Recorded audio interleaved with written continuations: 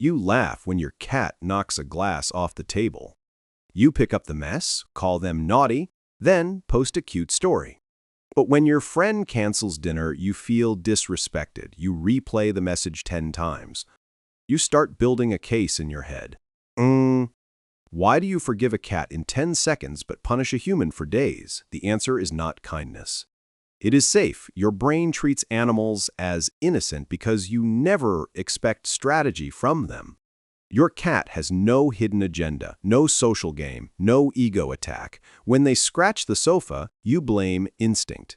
When they ignore you, you blame the mood. You do not feel judged. So your brain stays calm. With people, it is different. Humans speak, humans choose, humans remember. So your brain looks for intent.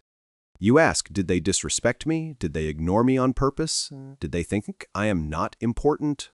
Now your ego wakes up, and ego does not forgive easily. This comes from survival wiring. Humans evolved in tribes.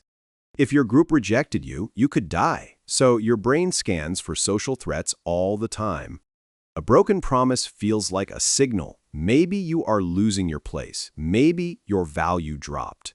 That fear is old but still alive. Your cat never threatens your place in society. Your cat does not judge your job, your money, your weight, your failures. You can cry in front of your cat. You can look ugly. You can be lazy. Nothing changes. Gives your nervous system rest. This is why animals feel like emotional safe zones. They give presence without evaluation. No sarcasm, no gossip, no comparison. Your brain lowers its guard. There is also no language fight. Humans hurt each other with words. Tone, sarcasm, silence. One sentence can trigger years of memory. With a cat, there is no argument, no long debate. No proof of betrayal. Without words, resentment has no fuel. Psychology explains this with attachment theory from John Bowlby. If you grew up with inconsistent love, you become anxious or avoidant. You fear rejection or closeness. Animals are easier because they cannot reject you in complex ways. They cannot mock your feelings. So your attachment feels safer. This is why many people love pets deeply but struggle in relationships. It is low-risk love. You give care, you get affection, no social competition, no fear of being replaced. But here is the uncomfortable truth. Your brain is also being lazy. You excuse your cat because you assume innocence. You attack people because you assume intent. That is a bias, and bias ruins relationships. Your friend cancels dinner. You think they do not respect you. Maybe they had a bad day. Maybe their boss shouted at them.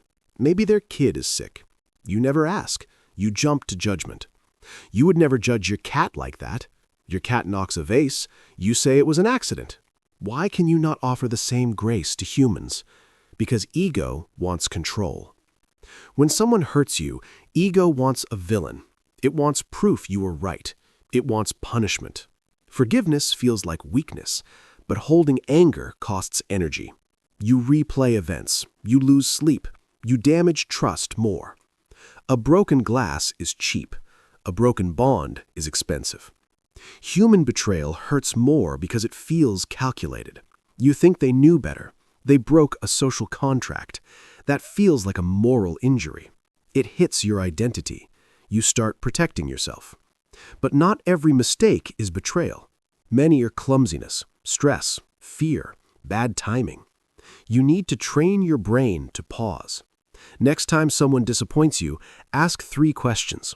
What proof do I have of bad intent? What else could explain their behavior? Did I ever do something similar by mistake? This small pause changes everything. You move from angry to curious. You move from ego to understanding. This does not mean accepting abuse. If someone lies, cheats, or repeats harm, set boundaries, distance yourself. Forgiveness is not stupidity, it is clear. But most daily conflicts are small. Late replies, missed calls, wrong tone. These are not betrayals. These are human errors. If you can forgive a cat for chaos, you can forgive people for clumsiness. Practice low-stakes honesty. Tell your friend, "I felt bad when you canceled. Is everything okay?" Listen before you judge. Most problems end there. Also, check your expectations. You expect perfection from humans, you expect nothing from pets. That gap creates anger. People are tired. People carry hidden battles. You do too. Your cat gives you unconditional presence. That is beautiful. But do not hide in that comfort. Use it as training. Learn patience there, then apply it outside. You say you want deep relationships. Then act like it. Stop counting mistakes. Start asking questions. Stop assuming disrespect. Start looking for context. Real connection needs courage. It needs humility. It needs the strength to forgive without proof of innocence. Your cat already taught you how.